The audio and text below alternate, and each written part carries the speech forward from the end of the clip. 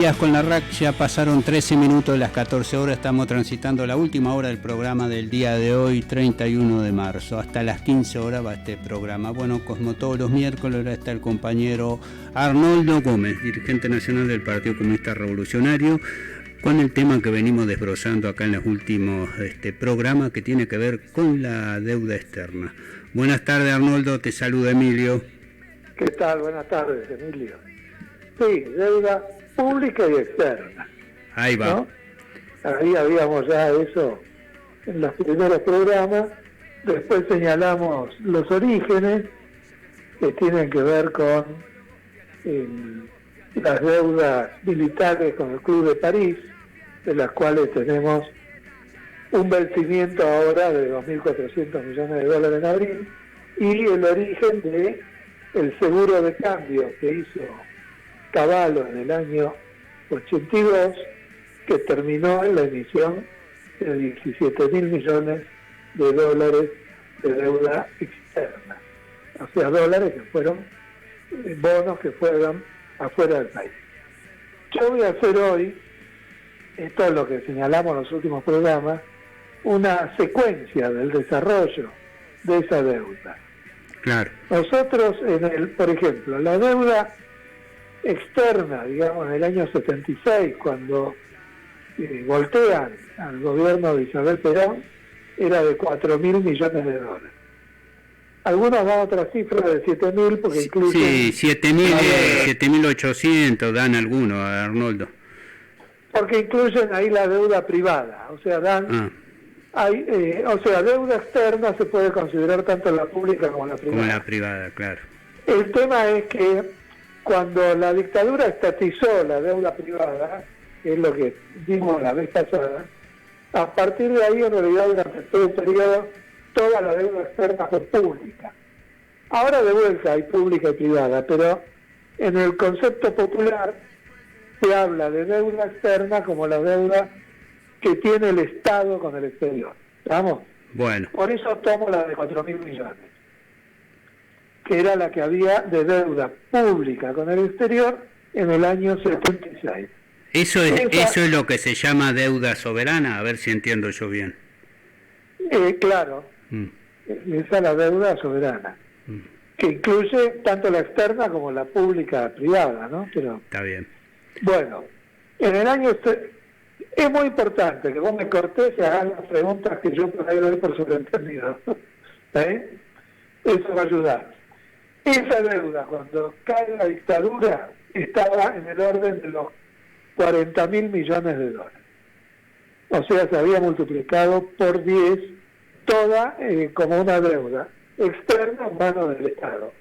En parte por este mecanismo que expliqué la vez pasada, que es que había estatizado la deuda privada, y en parte por la deuda que había tomado el Estado, particularmente de armamento, con el Club de París, más la que tomó por otros motivos.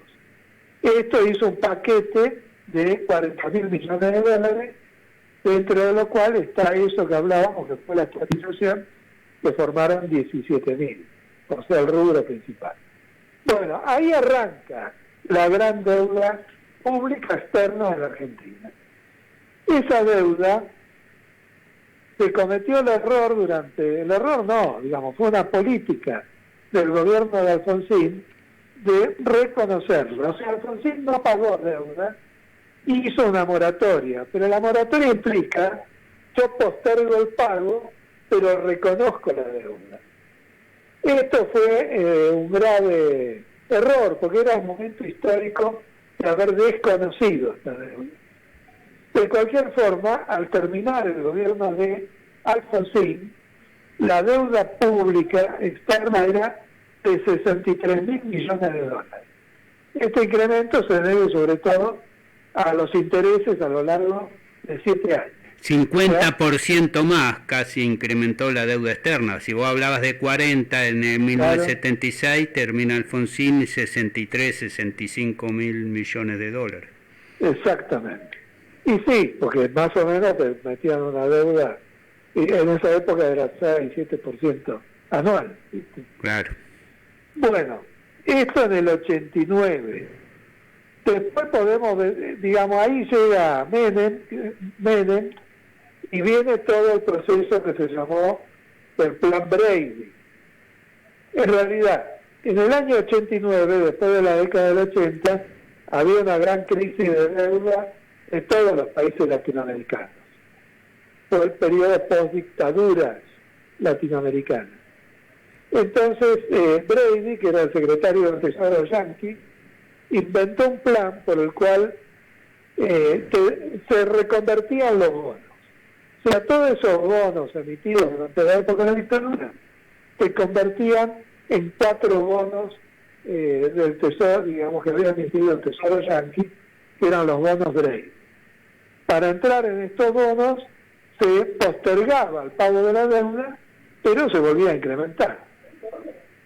En definitiva, en el año 99, esa deuda pasó de 63.000 millones a 122.000 millones de dólares. Este fue el incremento que hubo en la década Menem. O sea, prácticamente se duplicó la deuda. Esto tiene que ver no solo con los bonos Brady, sino que tiene que ver con todo el plan de gobierno de Menem, que fue un plan de sostener la convertibilidad, pero sobre la base de incrementar la deuda en unos 10.000 millones de dólares por año aproximadamente. Por ahí no es tanto en algunos años, pero esto fue así en los primeros años, o sea, del 91 a que él dejó el gobierno. O sea, este es el periodo, es el otro gran periodo de incremento de la deuda. Ahí ya estábamos en 121.000 millones de dólares. Ahí llega el gobierno de la Alianza, del inefable de la Rúa, que vuelve a poner a caballo, y ahí vinieron los temas del mega canje, del blindaje, todos estos mecanismos por los cuales una parte de la deuda se convirtió en los bonos, se hicieron pesos y, ¿no te acordás? Eran las imágenes de los camiones blindados llevándose los dólares fijos en el momento previo al corralito. Y al corralón, cuando intervino todos los depósitos de los argentinos, pero primero se fugaron. Claro, se llevaron los dólares físicos, los billetes. Claro. Bueno, ahí entramos, ahí vino se vino el default, estábamos en 129.000 millones de dólares. En ese momento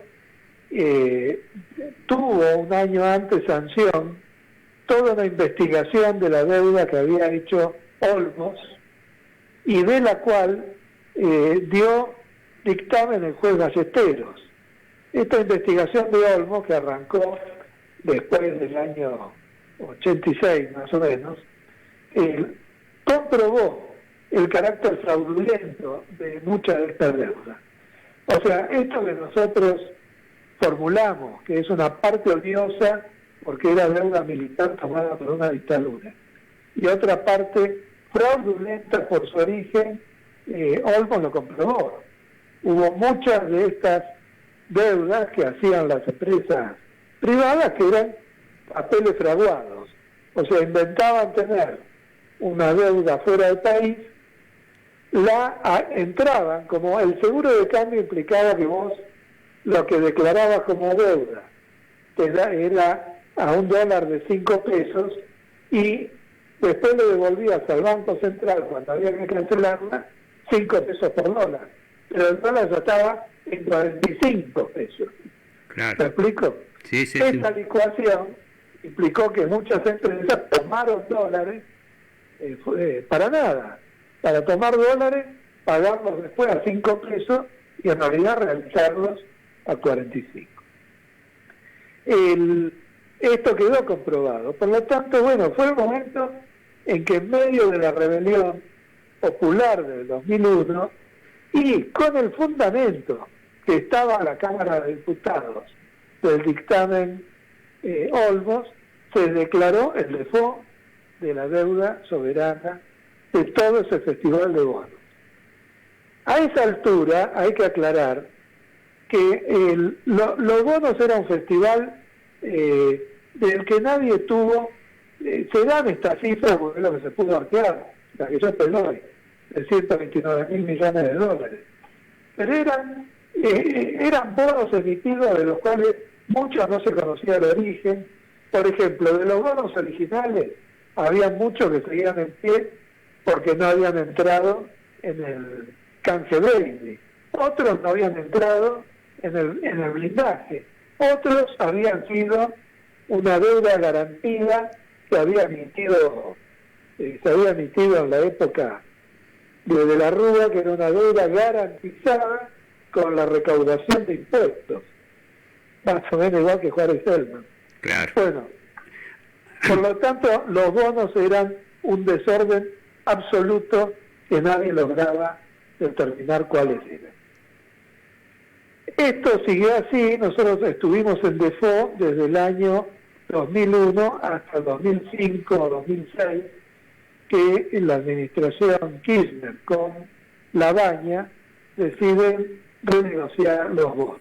Ahora, Arnoldo, el gobierno Rodríguez, el gobierno del Breve, suspendió los pagos o el default, como vos decís, pero no repudió la deuda, porque una cosa es repudiar, porque vos decías, hay un momento a veces para repudiar sobre la base de la investigación de Alejandro Olmo, que habló de deuda fraudulenta, ilegal, ilegítima. También se podía repudiar una parte de esa deuda que estaba caracterizada así. Lo que hizo el gobierno es suspender o dilatar los pagos. El gobierno, digamos, declaró el default. Claro. Se declaró un default y declaró que no iba a pagar nada. Esta fue una declaración soberana, porque estaba avalada por el Parlamento. A partir de ahí se abría el tema de la posibilidad de la investigación. Sin embargo, como vos decís, la carpeta de Olmos quedó archivada en el Parlamento y nunca se gestionó la investigación. Y sin la investigación se entró en la renegociación en el año 2005. En esta renegociación, yo quiero decir, en la renegociación estuvo la quita. Producto de la quita, la deuda concreta que quedó reconocida fue de 130.000 millones de dólares. En definitiva, el único periodo en el que la deuda pública y externa no se incrementó fue desde el año 2001 al 2005, donde se mantuvo en los 130.000 millones de dólares del default. El error fue reconocerla, pero lo que quiero decir es que el default tuvo la virtud de frenar. Es la única vez que se frenó la deuda. Y además fue un periodo de 5 años donde no pagamos nada, fue el periodo que inició el ciclo de crecimiento de tasa china. Eso con el valor de la soja. Pero el default fue clave para el ciclo de crecimiento que arrancó en el 2002 y llegó hasta el 2007. No es casual esto. En el 2005 reconocimos la deuda y empezamos a pagar. A partir de esta deuda que reconocimos en el 2005 en 130.000 millones de dólares, durante el periodo kirchnerista, o sea, hasta el 2015, la deuda tuvo la siguiente transformación. Un grueso de esta deuda en dólares se fue pagando de la deuda externa con bonistas. Y se fueron dejando papeles en el Banco Central, o sea, el Tesoro le dejaba un pagaré al Banco Central por el cual retiraba dólares y pagaba esa deuda. Y se empezó a construir la deuda intraestado. Claro, la deuda con el ANSES, con diferentes organismos públicos, ¿no? Exactamente. En definitiva, yo sé que es muy difícil retener cifras, pero en el 2015, en este ciclo de 15 años, la deuda pública pasó a 230.000 millones de dólares. Deuda pública, decir, que una parte ya no es externa. Se generó una deuda con otros organismos del propio Estado. Que te voy a dar la composición. Esta deuda de 230.000 millones de dólares era Banco Central y otros organismos del Estado, 120.000 millones de dólares. ¿Está? Un poquito más de la mitad, o la mitad. ¿Está? Sí. Con bonos extranjeros quedaban 40.000 millones de dólares. Con Banco Mundial, con FMI no, porque se había pagado todo. Sí, los 10.500 millones que pagó Néstor Kirchner, canceló la deuda con el FMI en el 2005, fue, ¿no? Claro, que fue el primer bono que dejó en el Banco Central. Claro. Bueno, con Banco Mundial, BID y todo lo demás, 20.000 millones, y los bonistas holdout, 14.000 millones de dólares. O sea, lo que quedaba fuera del país, aunque una parte podía ser nuevamente desconocida, eran 70.000 millones de dólares. ¿Sí?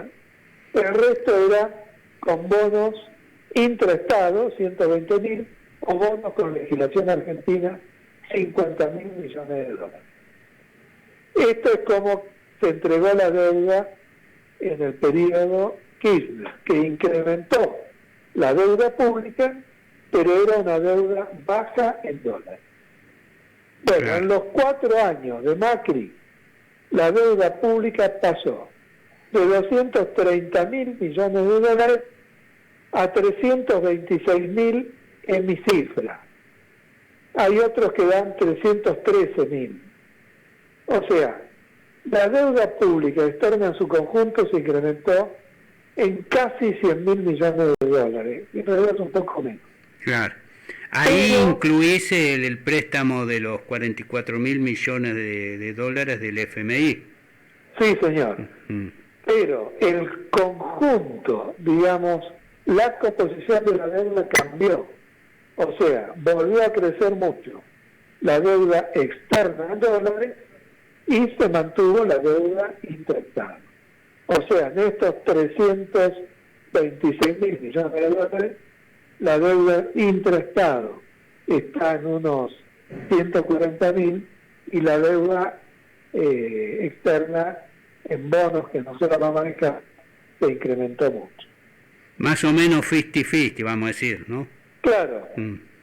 Bueno, esto es lo que ahora está renegociando el gobierno, que renegoció 80.000 millones de dólares con los bonistas extranjeros, fue la negociación del año pasado, y los 44.000 con el FMI, ya tenés 120.000, más lo del Banco Mundial y otras cuentas menores, o sea, es una deuda externa de 160. 50-50, como decimos. Claro. Este es el tema, digamos, en el punto que estamos hoy. Yo digo para decir composición y responsabilidad. El origen, por eso nosotros la fórmula que usamos es decir, de esta deuda, nosotros tenemos que, de la deuda externa, desconocer el pago hasta que se investigue y exigirle a cada uno que viene con un bono que explique cuál es el origen de ese bono. Porque ese bono, antes de estar en manos de este bonista, fue un bono que se canjeó por algún otro bono, y que antes se canjeó por algún otro bono, y que antes se canjeó, ¿me explico? Sí. Y al final llegás al origen. Como hacen los fondos buitres, de comprar, recomprar, cuando caen los bonos, después se valorizan y vienen después por ventanilla a querer cobrar. A querer cobrar, exactamente, se van a meter igual. Entonces nosotros, si vamos a ir a exigir el origen, vamos a ver que un grueso de esa deuda externa es fraudulenta. Y de la deuda interna, o sea, la deuda intraestado, la que hay con el Banco Central, la que hay con el ANSES, yo propongo, esto ya es fórmula mía, que se tome cuáles fueron las empresas beneficiadas con aquel seguro de cambio en el año 82. Por ejemplo, el grupo SOCMA se le estatizaron cerca de 160 millones de dólares en aquel momento, que si le aplicamos los intereses, no digamos los que pactó Macri, que fueron del 8%, digamos los intereses internacionales que exigieron en cada momento, aún aceptándole los del 1% que hubo últimamente, esa deuda más o menos permite, si tomamos a todos los deudores, permite liquidar esta deuda intraestado. No sé cómo se la cobramos. Lo dejamos para el próximo programa. Lo dejamos para el próximo. Vamos a digerir todo esto primero, Arnoldo. Muy interesante, y la verdad que es una cosa grande. Esto de la deuda externa, que ya la hemos arrastrado casi 200 años, Arnoldo, porque vos ubicaste la deuda externa a partir de 1976, pero la deuda externa argentina existe y se origina en 1824 con la Baring Brothers y con el gobierno de Rivadavia. Pero hubo dos momentos que estuvo prácticamente cancelada, que fue en el gobierno de Perón primero, que no contrajo deuda externa y que no entraba ninguno de estos organismos internacionales de financieros, ¿no? Ni el FMI, ni el Banco Mundial, ni el Banco Interamericano de Desarrollo. Fue después del derrocamiento del gobierno de Perón en el 58, 59 que entraron a la Argentina estos organismos. Claro, estuve en París y se armó en el año 56. Claro. O sea, fue la posguerra de endeudamiento, pero nosotros en todo el periodo Guerra y de Perón cancelamos toda la deuda, no había deuda. Claro, y además había plata en el Banco Central, había reservas, ¿no? Reserva en oro, claro. Reserva en divisas. Bueno, Arnoldo, te saludo y la seguimos la próxima semana. Buen fin de semana para vos, ¿eh? Dale, un abrazo. Abrazo, chao. Chao. Bueno, disculpa.